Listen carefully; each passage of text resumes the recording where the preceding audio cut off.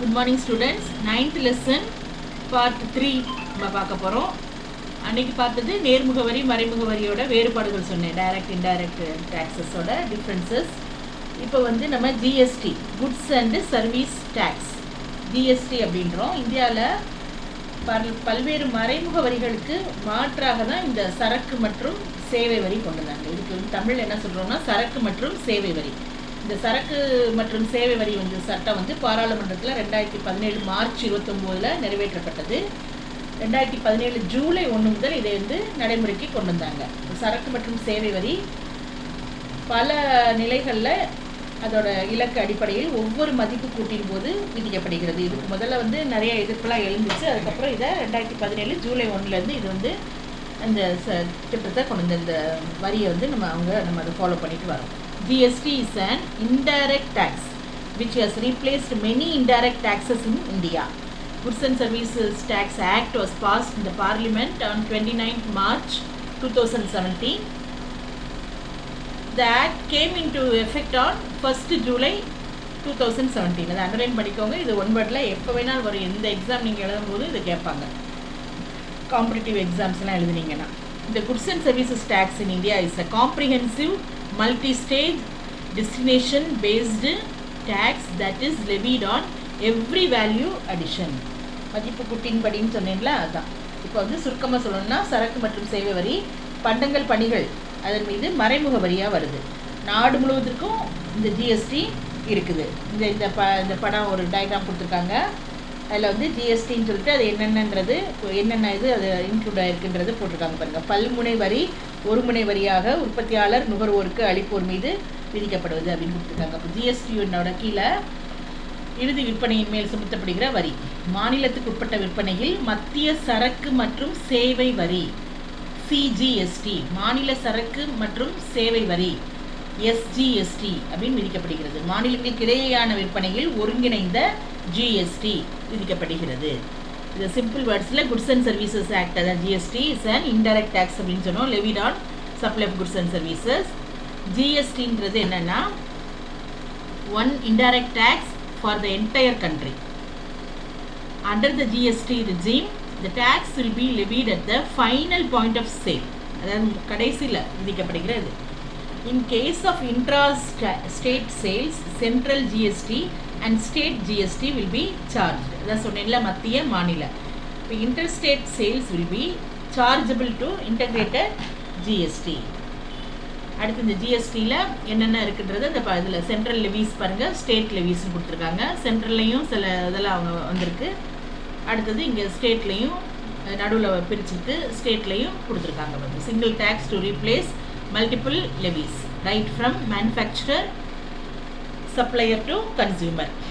அடுத்தது இட அடிப்படையில் டெஸ்டினேஷன் பேஸ்ட் அப்படின்னா என்னென்னா குட்ஸ் வந்து manufacture in Tamil Nadu and are sold to the final consumer in Karnataka. அப்படின்னா என்னென்னா சரக்குகள் இப்போ தமிழ்நாட்டில் உற்பத்தி செய்யப்பட்டு கர்நாடகாவில் இறுதியாக நுகர்வோருக்கு விற்கப்படுவதாக எடுத்துக்கிறோம். இந்த சூழ்நிலையில் முழு வரி வருவாயும் கர்நாடகாவிற்கே செல்லும், தமிழ்நாட்டுக்கு அல்ல. புரியுதா? இந்த பாயிண்ட்டு என்ன சொல்லியிருக்காங்க பாருங்கள். சரக்குகள் ஒரு பொருளானது உற்பத்தி செய்யப்பட்டு கர்நாடகாவில் இறுதியாக நுகர்வோருக்கு விற்கப்படுகிறது. தமிழ்நாட்டில் உற்பத்தி செய்யப்பட்டு கர்நாடகாவில் விற்கப்படுது இறுதியாக. அப்போ இந்த சூழ்நிலையில் இந்த முழு வரி வருவாயும் கர்நாடகாவிற்கு தான் செல்லும், தமிழ்நாட்டுக்கு இல்லை அல்ல. அதான் இங்கே கொடுத்துருக்காங்க பாருங்க.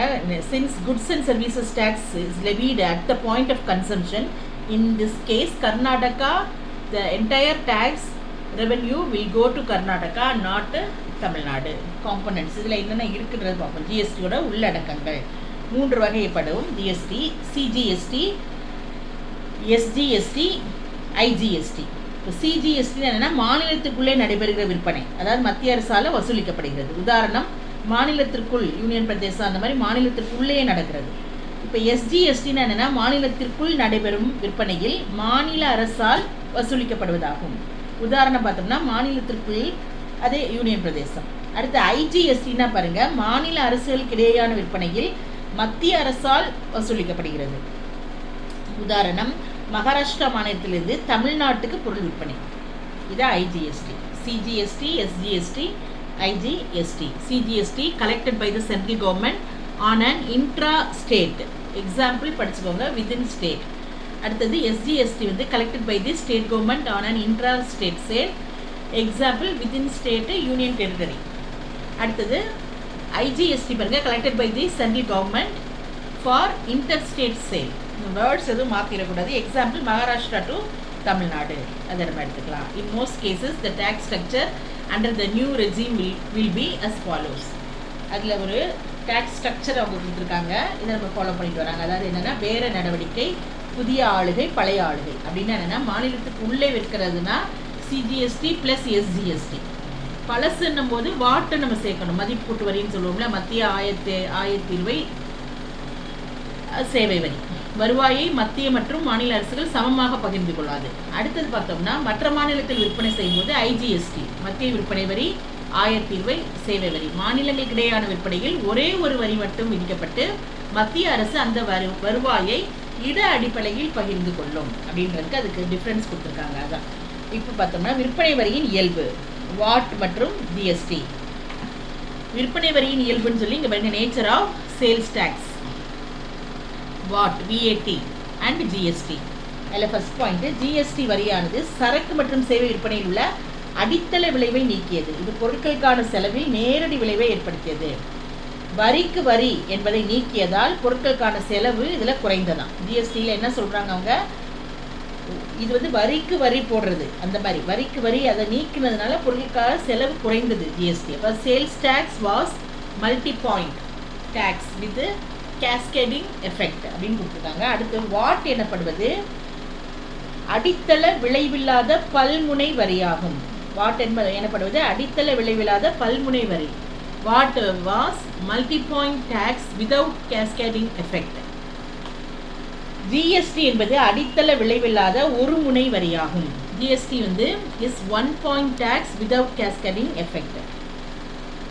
இப்போ GSTயோட நன்மைகள் சொல்லிட்டு சில பாயிண்ட்ஸ் கொஞ்சம் இருக்குது. GSTயோட அட்வான்டேஜஸ் ஆஃப் GST. வரி மீதான வரி இம்முறையில் விதிக்கப்படுவதால் பொருட்களுக்கான செலவு முதலே பார்த்தோம். அது வந்து பொருட்களுக்கான செலவு வந்து இதில் குறையுது. பொருட்கள் இது வந்து நேரடியாக பொருட்களோட செலவை பிரதிபலிக்குது. அடுத்து ரெண்டாவது, GST எனப்படுவது தொழில்நுட்ப ரீதியில் அமைந்தது. அதாவது தொழில்நுட்ப ரீதியில் பதிவு செய்கிறது, வரி தாக்கல் செய்தல், கூடுதலாக செலுத்தியதை திரும்ப பெறுதல், அப்புறம் நடவடிக்கை, கோரிய விளக்கங்களுக்கு பதிலளித்தல் போன்றவற்றை GST இணையத்தில் செய்யப்படுகிறது. இதனால் அனைத்து செயல்பாடுகளும் விரைவாக நடைபெறுகிறது. இதன் மூலமாக எல்லாமே வேகமாக நடைபெறுகிறது அப்படின்னாங்க. GST will mainly remove the cascading effect on the sale of goods and services. Removal of cascading effect will directly impact the cost of goods. Since tax on tax is eliminated in this regime, the cost of goods decreases. அடுத்து GST is also mainly technologically driven. டெக்னாலஜிக்கலினா தொழில்நுட்ப ரீதியில் all activities like registration, இப்போ சொன்னேன்ல பதிவு செய்தல், அதான் registration, return filling, application for refund and response to notice need to be done online on the GST portal. This will speed up the processes. அடுத்த topic வந்து பொது கடன். ஒன்றுனா நம்ம பார்த்துட்டு வரோம், பொது செலவு, பொது வருவாய் எல்லாம் பார்க்குறது. பொது கடன், பப்ளிக் டெட் அப்படின்றோம். இது வந்து இந்த 18th and 19th centuries the role of the state was minimum. 18-19 நூற்றாண்டுகளில் அரசோட செயல்பாடு குறைவானது. ஆனால் 20ஆம் நூற்றாண்டுலேருந்து அரசுக்கான பொறுப்புகள் அதிகமாயிட்டே போகுது. அதனால் அரசு என்ன பண்ணுறாங்க, பாரம்பரியமான வருவாயோட தனிநபர் மற்றும் உள்நாட்டு வெளிநாட்டு நிறுவனங்களிடமும் கடன் வாங்குறாங்க. அவங்களுக்கு வந்து அந்த வருமானம் வந்து உள்நாட்டு வெளிநாட்டு நிறுவனங்களிடம் அது வந்து கடன் வாங்குகிறது. அப்போ வளர்ச்சி குன்றிய நாடுகள் வளர்ச்சி திட்டங்களுக்காக அதிகமாக கடன் பெறுது. சில நாடுகள் இத்தகைய கடன்களினால் கடன் பொறியில் சிக்கியுள்ளது. என்ன சொல்லியிருக்காங்க இதில் பாருங்க, 20ஆம் நூற்றாண்டுக்கு பிறகு வந்து நிறைய அரசாங்கத்துக்கு நிறைய ரெஸ்பான்சிபிலிட்டிஸ் கூடிடுச்சு. Means the state has to supplement the traditional revenue sources with borrowing from individuals and institutions within and outside the country. உள்ளேயும் நாட்டுக்குள்ளேயும் வெளியேயும். The amount of borrowing is huge in the underdeveloped countries to finance development activities. The debt burden is a big problem and most of the countries are in debt trap. அடுத்தது types of public debt. Types of public டெட்னா என்ன, இதோட definition கொடுத்துருக்காங்க. அதுக்கு முன்னாடி public டெட்னா என்ன அப்படின்றது நம்ம பார்ப்போம். டெஃபினிஷன்ஸ், அதாவது வரைவிலக்கணம் அப்படின்றாங்க. கடன் என்பது அரசு கருவூலத்தில் கடன் வழங்கியவர்களுக்கு வட்டியும் அசலும் கொடுப்பதற்கான உத்தரவாதம். கடன்னா என்னன்னா, அரசோட கருவூலத்துல இருந்து கடன் வழங்கியவர்களுக்கு வட்டியும் அசலையும் கொடுக்கறதுக்கான உத்தரவாதம் தான். அப்ப நடப்பு நிதி பற்றாக்குறையை சரி செய்வதற்காக திரட்டப்படும் நிதியாகும் அப்படின்னு சொல்லி பிலிப் இ டெய்லர்ன்றவர் சொல்லியிருக்காரு. அவரோட டெஃபினிஷன் இது. இங்க பாத்தீங்கன்னா, the debt is the form of promises by the treasury to pay to the holders of these promises a principal sum and in most instances interest on the principal. Borrowing is resorted to in order to provide funds for financing a current deficit. அது Philip Taylor சொன்னது. அடுத்தது next வந்து அடுத்த definition. இது எல்லாம் படிக்கணும்னு அவசியம் இல்லை. கொஸ்டினில் ஏதாவது ஒரு எது ஈஸியாக இருக்கோ அதை படிச்சுங்க. The receipt from the sale of financial instruments by the government to individuals or firms in the private sector. Next இது கொடுத்துருக்காங்க. அதாவது பொதுக்கடன் என்பது நிதி கருவிகள் வாயிலாக அரசானது தனியார் துறையில் உள்ள தனிநபர்கள் அல்லது தனி நிறுவனங்களிடம் பெறுவது. இதனை கொண்டு தனியார் துறையை தூண்டி அதன் மனித வளங்கள் மற்றும் உண்மையான வளங்களை பெருக்குவதற்கும் அந்த நிதியினை கொண்டு வளங்களை வாங்குதல் அல்லது நலத்தை உருவாக்குதல் அல்லது மானியங்களை வழங்குதல் ஆகியவற்றை செய்தலை குறிப்பதாகும் அப்படின்னு கார்ல எஸ் ஷோப் அவர் சொல்லியிருக்காரு. 2 டெஃபினிஷன் இருக்கு. எந்த டெஃபினிஷன் ரொம்ப நமக்கு அது எது வந்து நமக்கு கார்ல் எஸ் ஷோப் அப்படின்றவர் அதை சொல்லியிருக்காரு. அடுத்து நெக்ஸ்ட் பார்த்தீங்கன்னா டைப்ஸ் ஆஃப் பப்ளிக் டெட், அதாவது பொது கடனோட வகைகள். உள்நாட்டு பொதுக்கடன், வெளிநாட்டு பொதுக்கடன், அது 2ஆ பிரிச்சிருக்காங்க. உள்நாட்டு பொதுக்கடன், வெளிநாட்டு பொதுக்கடன். அப்போ உள்நாட்டு கடன்னா என்னன்னா, ஒரு நாட்டுக்குள்ளேயே குடிமக்கள் மற்றும் பல்வேறு நிறுவனங்களிடமிருந்து அரசினால் பெறப்படுகிற கடன். நாட்டுக்குள்ளேயே மக்கள்கிட்டையும் குடிமக்கள்கிட்டையும் பல்வேறு நிறுவனங்கள்கிட்டையும் அரசினால் பெறப்படுகிற கடன் தான் உள்நாட்டு பொதுக்கடன் அப்படின்றது. செல்வத்தை மாற்றிக்கொள்வது பற்றியதாகும். இங்கே இதில் சொன்னோம்னா என்னன்னா, internal public debt is a loan taken by the government from the citizens or from different institutions within the country. An internal public debt only involves transfer of wealth. அடுத்தது the main sources of internal public debt are as follows அப்படின்னு ஒரு 3 point கொடுத்துருக்காங்க. 4 point.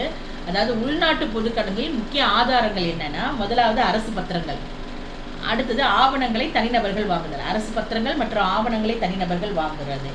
அடுத்து பார்த்தீங்கன்னா, அரசிடமிருந்து பத்திரங்களை தனியார் மற்றும் பொதுத்துறை வங்கிகள் பெறுறது. அடுத்து அரசு பத்திரங்களை நிதிசாரா நிறுவனங்களாகிய யூடிஐ, எல்ஐசி, ஜிஐசி போன்றவைகள் பெறுறது. அடுத்து 4வது பண அளிப்பு வாயிலாக அரசிற்கு மைய வங்கி கடன் வழங்குது. இப்போ அரசின் செலவுகளை சந்திப்பதற்காக மைய வங்கியும் பணமாக வழங்குறாங்க. எப்படிலாம் வராது பாருங்க. அரசு பத்திரம், ஆவணங்கள் தனிநபர் வாங்குறாங்க. அடுத்தது அரசிடமிருந்து பத்திரங்களை தனியார் மற்றும் பொது வங்கிகள் வாங்குறது.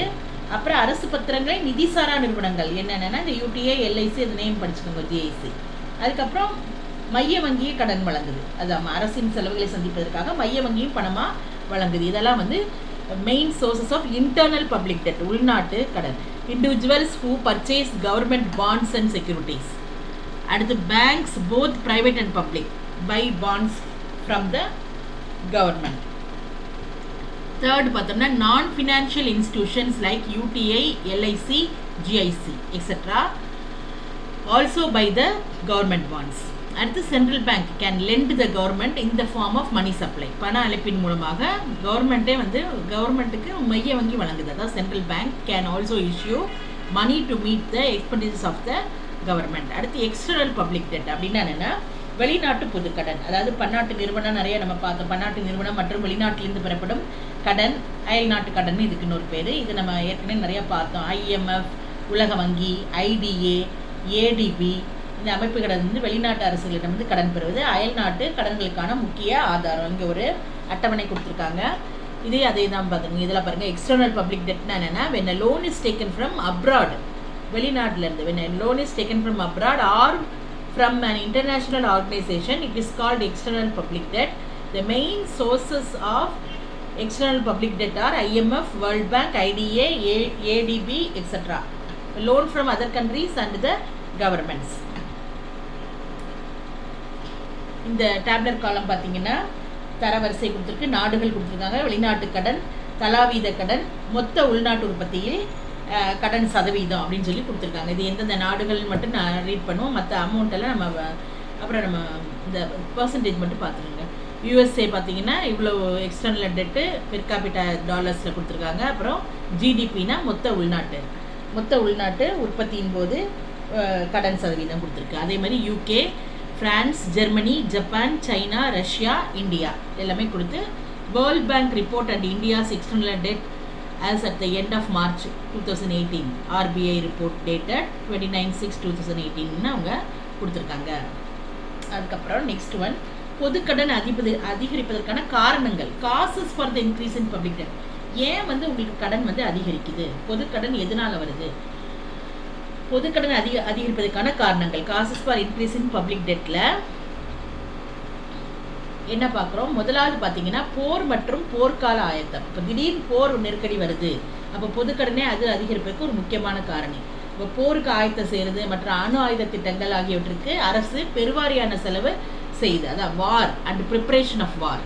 அப்போ waging war has become one of the important causes for incurring debts by the government. War ரொம்ப முக்கியமான ஒரு செலவு, அதாவது போருக்காக செலவிடுறது, அதுக்கு ப்ரிப்பேர் பண்ணுறாங்க. Preparation for war and nuclear defense programs take away the major share of the government's revenue and so it incurs debt. அது கடனில் கொண்டு விட்டுறது. அடுத்து ரெண்டாவது பார்த்தீங்கன்னா சமுதாய தேவைகள், சோஷியல் ஆப்ளிகேஷன்ஸ். இப்போ தற்கால அரசானது நல்ல அரசாக செயல்படுறதுனால மக்களுக்கு என்னென்ன செய்கிறாங்க பாருங்கள். பொது சுகாதாரம் இதெல்லாம் அண்டர்லைன் பண்ணிக்கோங்க. பொது சுகாதாரம், தூய்மை, கல்வி, காப்பீடு, போக்குவரத்து, தகவல் தொடர்பு இந்த மாதிரி போன்றவற்றை மேற்கொள்வதற்கும் இதர குறைந்தபட்ச தேவைகளை மக்களுக்கு செஞ்சு வராங்க. இதற்கான செலவினை மேற்கொள்ள பொது கடனை பெற வேண்டியுள்ளோம். அதாவது போருக்கான ஆயத்தம். ரெண்டாவது சமுதாய தேவைகள், மக்களுக்கு இது ரொம்ப முக்கியமானது. இந்த வெல்ஃபேர் ஸ்டேட்டை கொண்டு வரணும்னா modern states are considered to be welfare ஸ்டேட்னு ஆல்ரெடி வி ஹவ் ஸ்டடீடு. அதில் என்னென்ன வருது பாருங்கள். சோஷியல் ஆப்ளிகேஷன்ஸ் அண்டர்லைன் பண்ணிக்கோங்க. Public health, sanitation, education, insurance, transport and communications. இப்போ அதெல்லாம் கொண்டு வரணும்னா அவங்க என்ன செய்யணும், இந்த மாதிரி அதை கடனில் கொண்டு விட்டுருது. அதான் to finance these the state has to incur a heavy public debt. Third பார்த்தோம்னா பொருளாதார முன்னேற்றம், அது நிதி பற்றாக்குறை. இப்போ அரசு நாட்டில் நிறைய பொருளாதார முன்னேற்றத்துக்கான பல்வேறு திட்டங்களை மேற்கொள்கிறாங்க அரசாங்கம். ரயில்வே கட்டுமானம், மின்சார திட்டம், நீர்ப்பாசனம், கனரக தொழிற்சாலை அமைக்கிறது, இதுக்கெல்லாம் தேவையான வளங்களை பொதுக்கடன் வாயிலாக அரசு பெறுகிறது. அதிக அளவில் பொது செலவின் காரணமாக அரசு எப்பொழுதும் பற்றாக்குறை வரவு செலவு திட்டத்தை எதிர்கொள்கிறது.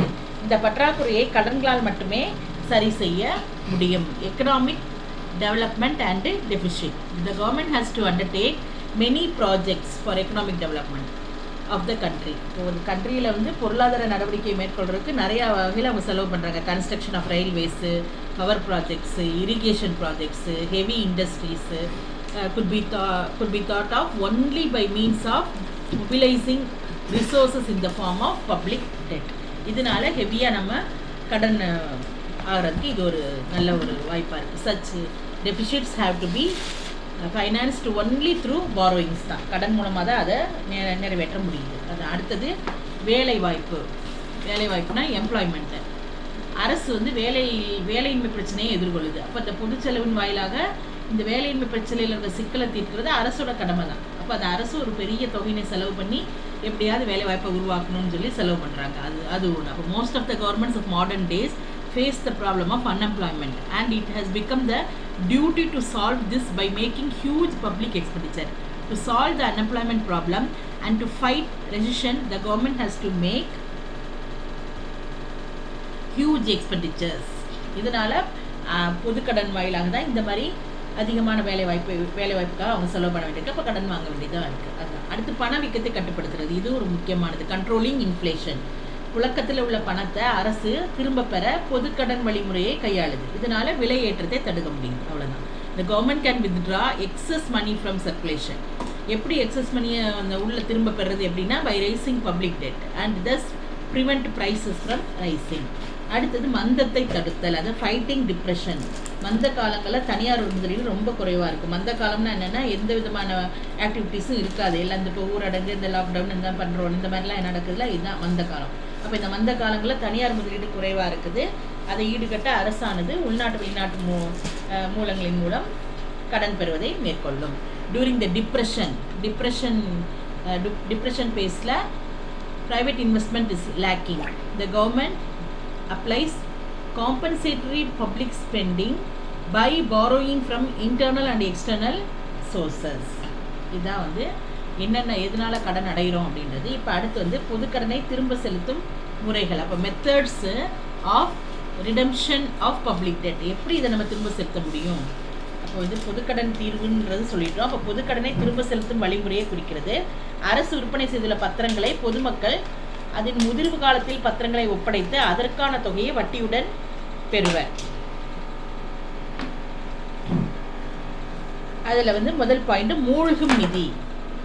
Following methods are adopted for debt redemption. இந்த பின்னாடி வர வழிமுறைகள், இந்த பொதுக்கடன் பின்வரும் வழிகளில் கடன் தீர்க்கப்படுகிறது. ஃபர்ஸ்ட் வந்து sinking fund. Under this method the government establishes a separate fund known as sinking fund. அதாவது கடனுக்கென அரசு வந்து ஒரு தனி ஒரு நிதியினை ஏற்படுத்துது. அதுக்கு பேர் வந்து மூழ்கும் நிதியம். இப்போ அரசு ஒவ்வொரு வருடமும் ஒரு குறிப்பிட்ட நிலையான தொகையை செலுத்துது. அந்த கடன் முதிர்ச்சி அடையும் போது வட்டியுடன் அசலையும் சேர்த்து வழங்கும் வகையில் இந்த நிதி வந்து பெருகிடும். இந்த முறை முதல்ல இங்கிலாந்தை சேர்ந்த வால்போல் என்பவரால் அறிமுகப்படுத்தப்பட்டது. சிங்கிங் ஃபண்டுனா என்னன்னா, கவர்மெண்ட் வந்து இதுக்கு வந்து என்ன பண்ணுறாங்களா, government credits everywhere a fixed amount of money to this fund. ஒரு ஃபிக்ஸட் அமௌண்ட்டை இந்த ஃபண்டுக்காக அவங்க ஒதுக்கிட்டு வராங்க. By the time the debt matures the fund accumulates enough amount to pay off the principal along with interest. அசலையோட வட்டியும் சேர்த்து. This method was first introduced in England by Walpole. வால்போல்ன்றவர் தான் இந்த மெத்தடை ஃபஸ்ட்டு இன்ட்ரடியூஸ் பண்ணார். சிங்கிங் ஃபண்ட் மூழ்கும் நிதி. ரெண்டாவது பார்த்தீங்கன்னா கன்வர்ஷன் அப்படின்னா என்னென்னா கடனை மாற்றுதல். இப்போ பொதுக்கடன் திரும்ப செலுத்தப்படும் மற்றும் ஒரு கடன் மாற்றுதல். இந்த முறையில் பழைய கடனை புதிய கடனாக மாற்றுறாங்க. இந்த முறையின் கீழ் அதிக வட்டி கொண்ட பொதுக்கடன் குறைவான வட்டி கொண்ட பொதுக்கடனாக மாற்றப்படுகிறது.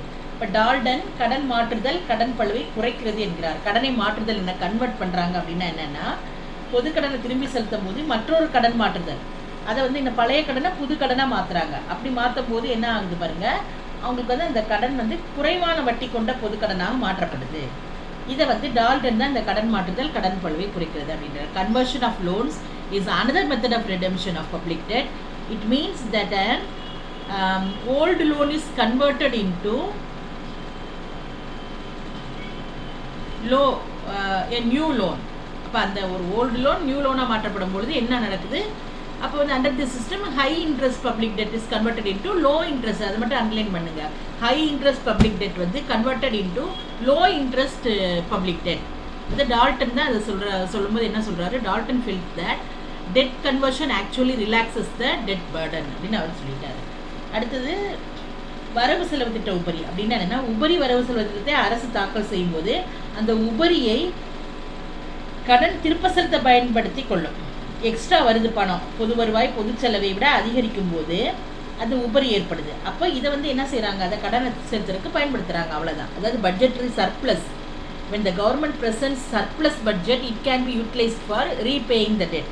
எப்போ ஒரு கவர்மெண்ட் சர்ப்ளஸ் பட்ஜெட்டு வருதோ அந்த நேரத்தில் அந்த எக்ஸ்ட்ரா மணியை அவங்க வந்து அந்த கடனை செலுத்துறதுக்கு அவங்க பயன்படுத்துகிறாங்க. அதான் surplus occurs when public revenue exceeds the public expenditure.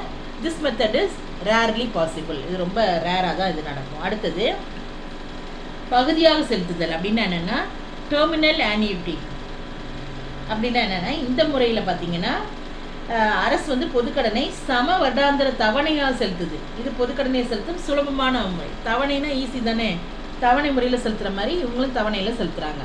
In this method government pays off the public debt on the basis of terminal annuity in equal annual instalments. வருடாந்திர அந்த தவணை முறையில் கொடுத்துட்றாங்க. This is the easiest way of paying off the public debt. அடுத்தது next பார்த்தோம்னா கடன் மறுப்பு அப்படின்னா என்னென்னா ரெப்டியேஷன்.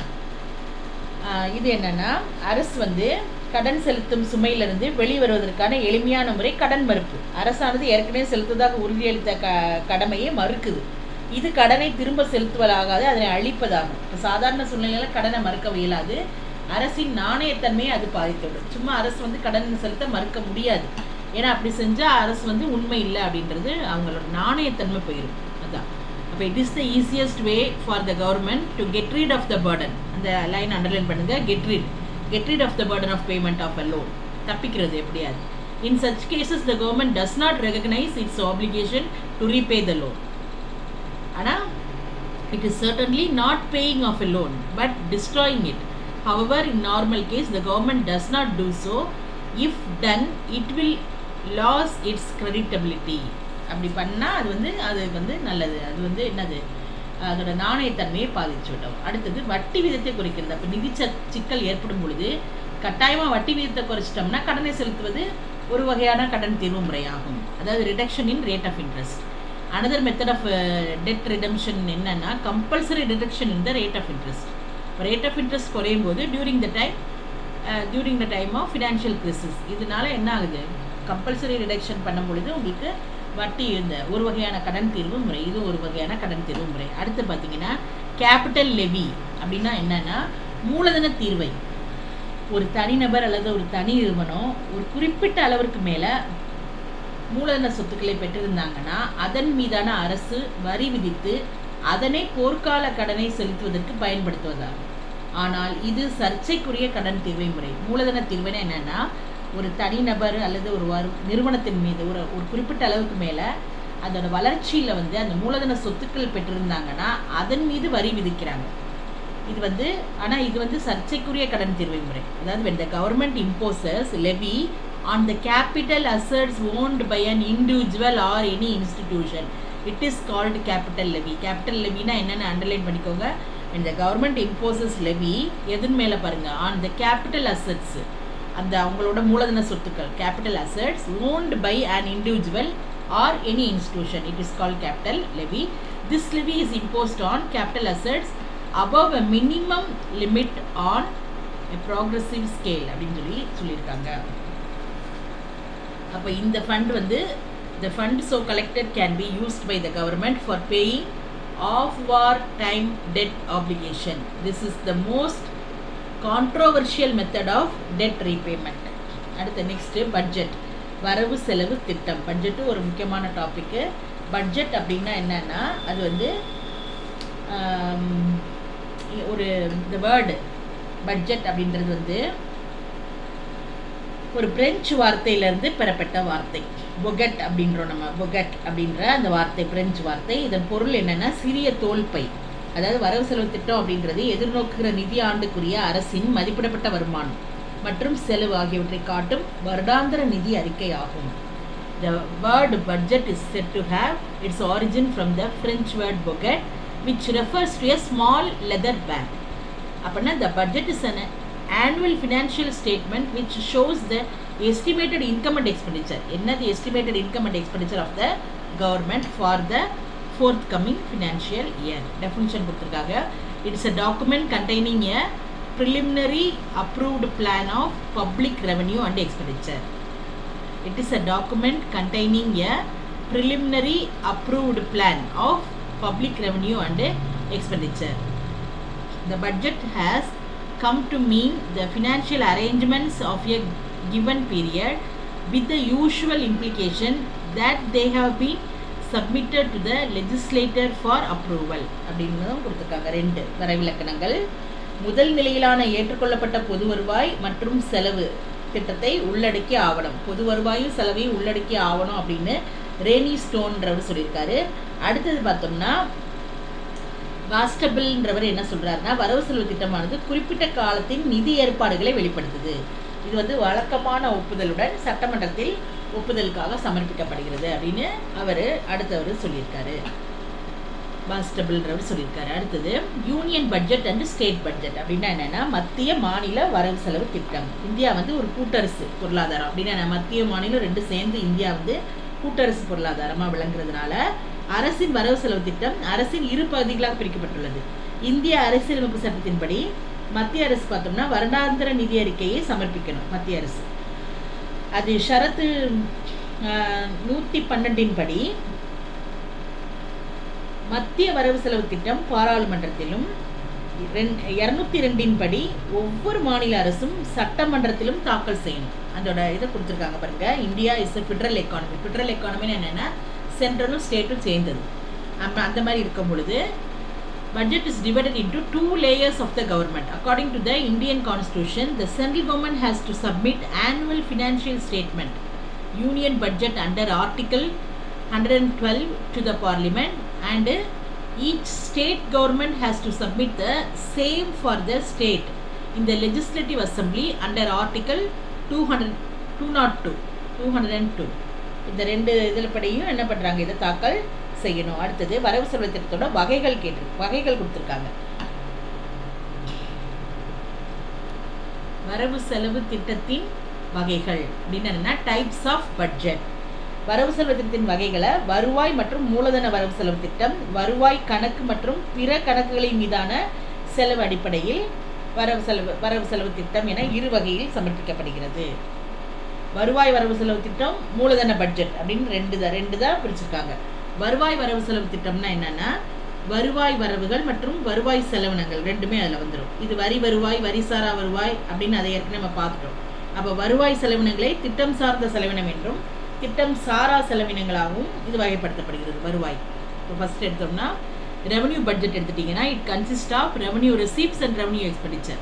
அதை அண்டர்லைன் பண்ணிக்கோங்க. ரெவன்யூ ரெசிப்ட்ஸ் வருவாய் வரவுகள் மற்றும் வருவாய் செலவினங்கள், revenue expenditure, revenue receipts. Moreover, the revenue receipts can be categorized into tax revenue and non-tax revenue. வரி சார்ந்தது, வரி சாராது. And the revenue expenditure can also be categorized into planned revenue expenditure and non-planned revenue expenditure. திட்டம் சார்ந்த, திட்டம் சாரா. அடுத்து பாருங்க மூலதன budget அப்படின்னம்னா capital budget. It consists of capital receipts and capital expenditure. In this case, the main sources of capital receipts are loans advances. On the other side, capital expenditure can be categorized into planned expenditure and non-planned capital expenditure. இப்போ மூலதன budget எடுத்துட்டோம்னா மூலதன வரவுகள் மற்றும் மூலதன செலவு ரெண்டுமே இருக்குது. மூலதன வரவில் முக்கிய ஆதாரங்கள் கடன்கள், முன்பணம். மூலதன செலவினத்தில் திட்டம் சார் செலவினம், திட்டம் சாரா மூலதன செலவு அப்படின்றது வகைப்படுத்தப்படுகிறது. ரெண்டாவது பாயிண்ட் இது. அடுத்து தேர்டு என்ன கொடுத்துருக்காங்கன்னா நிறையா இருக்குது. தேர்டு, ஃபோர்த்து, ஃபிஃப்த்தெல்லாம் போயிட்டுருக்கு. இதுக்கு நடுவில் பட்ஜெட் உள்ளடக்கங்கள் அப்படின்னு சொல்லிட்டு அது தேர்ட் இங்கே என்ன கொடுத்துருக்காங்க, சப்ளிமெண்ட்ரி பட்ஜெட்டுன்னு கொடுத்துருக்காங்க. அதாவது during the time of war emergencies, அதாவது இல்லைன்னா natural calamities like tsunami, flood.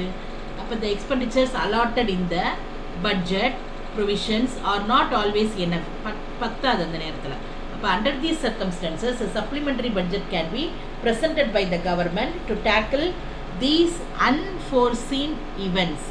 இந்த மாதிரி எதிர்பாராத செலவினங்கள் வரும் பொழுது அதை நம்ம என்ன செய்கிறோம், அதை தாக்கல் செய்கிறதுக்காக, அதை சரி பண்ணுறதுக்காக துணை வரவு செலவு திட்டம். அதான் போர், சுனாமி, வெள்ளம், இந்த மாதிரி இயற்கை சீற்றங்களின் போது நமக்கு ஏற்கனவே ஒதுக்கீடு செய்யப்பட்ட தொகை பத்தாது, போதுமானதாக இருக்காது. அதனால எதிர்பாராத சூழ்நிலையை சமாளிப்பதற்காக அரசு என்ன செய்கிறாங்க, துணை வரவு செலவு திட்டத்தை தாக்கல் செய்கிறாங்க. அதுக்கு அடுத்து பார்த்தீங்கன்னா நிதிக்கு வாக்கெடுப்பு. சப்ளிமெண்ட்ரி பட்ஜெட்டுக்கு அடுத்தது ஓட்டான் அக்கௌண்ட் அப்படின்னு சொல்கிறோம். இந்த ஓட்டான் அக்கௌண்ட் என்னென்னா நிதிக்கு வாக்கெடுப்பு வரவு செலவு திட்டம். இது என்னென்னா உங்களுக்கு 116 படி அந்த இந்திய அரசியலமைப்பு ஷரத்து 116 படி பட்ஜெட் வருட மத்தியில் சமர்ப்பிக்கப்படும். இதற்கு அரசியல் காரணம் இருக்கக்கூடிய அரசானது தேர்தல் காரணமாக அந்த வருடம் முழுவதும் தொடர்ந்தோ தொடராமலோ இருக்கலாம். அதனால் அந்த அரசு தாக்கல் செய்யும் வரவு செலவு திட்டம் நொண்டி வாத்து வரவு செலவு திட்டம் என்று அழைக்கப்படுகிறது. இது நிதிக்கு வாக்கெடுப்பு வரவு செலவு திட்டம் எனவும் அழைக்கப்படுகிறது. என்ன சொல்றாங்க, இது மத்தியில் அதை சமர்ப்பிக்கிறாங்க. ஏன்னா அது ஒரு திடீர்னு ஒரு அரசியல் அமைப்பு சூழ்நிலைகளில் எது வேணாலும் நிகழலாம். அதனால் அது முழு வரைக்கும் அந்த வருடம் முழுது வரைக்கும் வர முடியுமோ என்னமோ தெரியாது. அதனால அவங்க என்ன பண்ணுறாங்க, இதை நொண்டி வாத்து வரவு செலவு திட்டம் அல்லது நிதிக்கு வாக்கெடுப்பு வரவு செலவு திட்டம் அப்படின்னு இதை சொல்கிறாங்க. சிறப்பு நிகழ்வாக நிதிக்கு வாக்கெடுக்கும் வரவு செலவு திட்டமான அவசியமான இனங்களுக்கு பாராளுமன்ற ஒப்புதல் பெறும் வரை செலவு மேற்கொள்ள அனுமதி உள்ளது. வரவு செலவு திட்டத்தை பாராளுமன்றத்தில் ஒப்புதல் பெறும் வரைக்கும் அந்த தொகுப்பு நிதியிலேருந்து பணம் பெற்றுக்கொள்ள சட்ட ரீதியான அனுமதியை உள்ளதை வாக்கெடுக்கும் வரவு செலவு திட்டம், அதை தான் நம்ம என்ன சொல்கிறோம், அப்படியே அழைக்கிறோம். இத்தகைய அனுமதி அதிகபட்சம் 2 மாதங்களுக்கு மட்டும் வழங்கப்படுகிறது. இதுதான் ஓட் ஆன் அக்கௌண்ட். இது பார்த்தீங்கன்னா அப்போ சொன்ன மாதிரி தான், budget can be presented in the middle of the year. The reason may be political nature. The existing government may or may not continue for the year on account of the fact that elections are due. Then the government places a lame duck budget. This is also called vote on account budget. அடுத்து அவங்க என்ன கொடுத்துருக்காங்க பாருங்க, இந்த படம் கொடுத்துருக்காங்க பாருங்க, இந்த டயக்ராமு. காம்பனன்ட்ஸ் ஆஃப் பட்ஜெட், அதை வந்து 2ஆக பிரிக்கிறோம். Budget receipts, budget expenditure. அதாவது பட்ஜெட்டோட உள்ளடக்கங்களை பட்ஜெட் வரவுகள், பட்ஜெட் செலவுகள். அடுத்து பட்ஜெட் வரவுகளை பார்த்தீங்கன்னா அதை வந்து வருவாய் வரவுகள், மூலதன வரவுகள் அப்படின்னு 2ஆக பிரிச்சிருக்காங்க. இங்கேயும் பார்த்தீங்கன்னா ரெவன்யூ ரெசிப்ட்ஸு, கேபிட்டல் ரெசிப்ட்ஸ் அப்படின்னு பிரியுது. அதே மாதிரி பட்ஜெட் எக்ஸ்பெண்டிச்சரை பார்த்தோம்னா பட்ஜெட் செலவை வருவாய் செலவு, மூலதன செலவு, அதாவது ரெவன்யூ எக்ஸ்பெண்டிச்சர், கேபிட்டல் எக்ஸ்பெண்டிச்சர் அப்படி பிரியுது. அடுத்து இந்த சைடு இப்போ வந்து வருவாய் வரவு, அது ரெவன்யூ ரெசிப்ட்ஸையே டேக்ஸ் ரெசிப்ட்ஸு, நான் டேக்ஸ் ரெசிப்ட்ஸ்ன்னு பிடிக்கிறாங்க. அதான் அது என்னென்னா வரி வரவுகள், வரி சாரா வரவுகள்.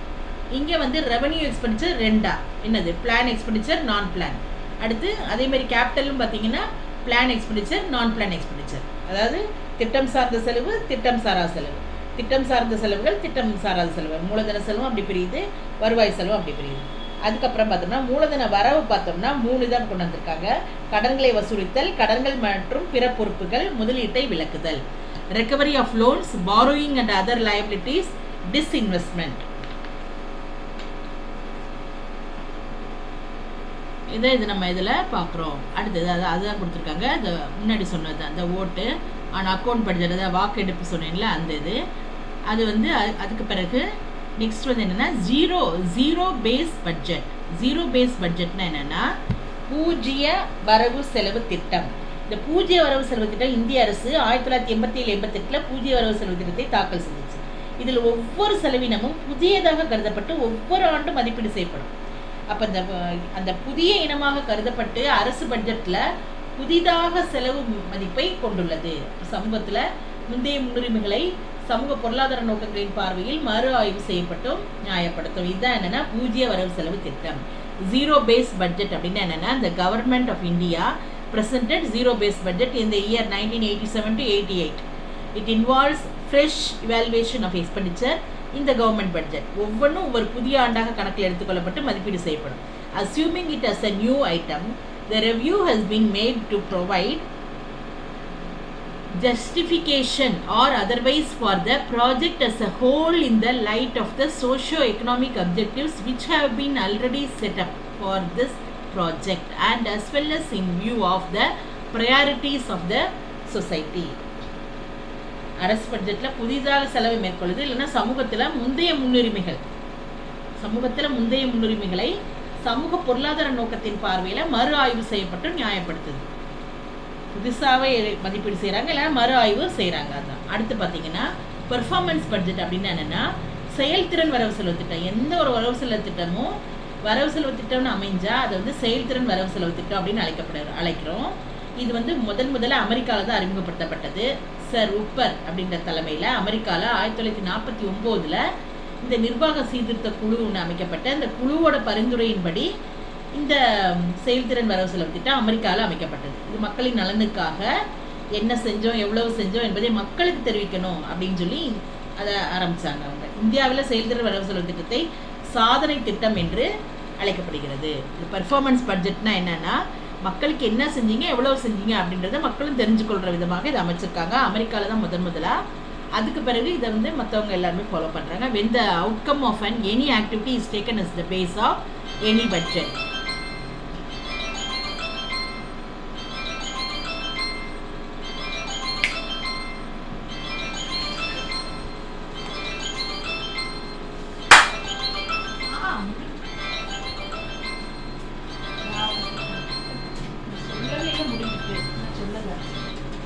பார்த்துட்டு கட் பண்ணி போகிறோம்.